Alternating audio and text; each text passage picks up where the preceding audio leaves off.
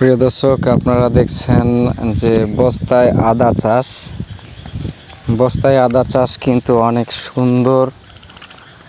আপনারা দেখছেন যে আসলে খুব সুন্দর হয়েছে।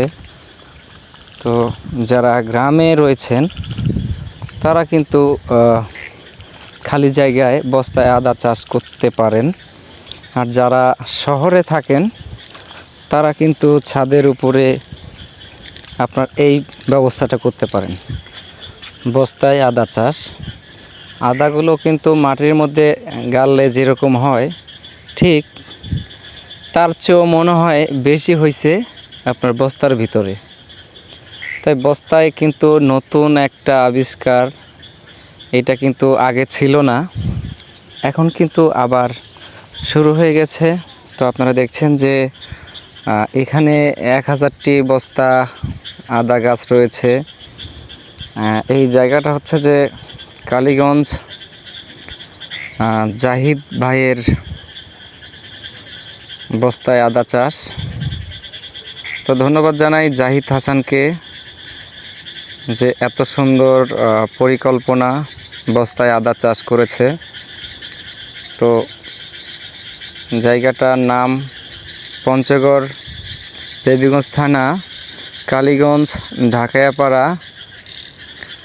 জাহিদ নামে এই আদার বস্তায় আদা চাষ শুরু করেছে।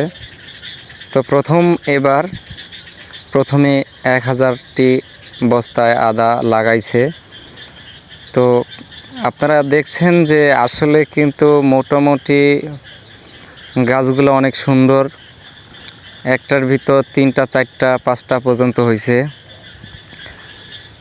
গাছগুলো অনেক বেশ বড় হয়ে গেছে, আর কিছুদিন হয়তো লাগবে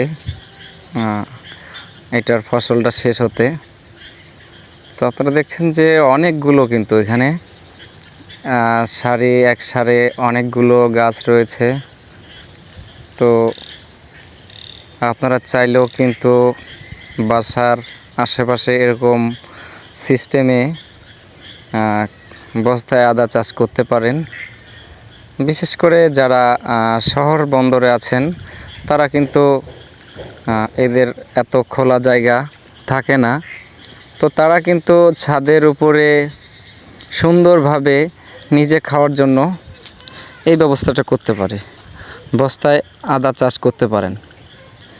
তাই বলছি যে যারা শহরে আছেন আপনারা সবাই, তারা কিন্তু ছাদের উপরে এই আদার গাছ বস্তায় লাগাইতে পারেন।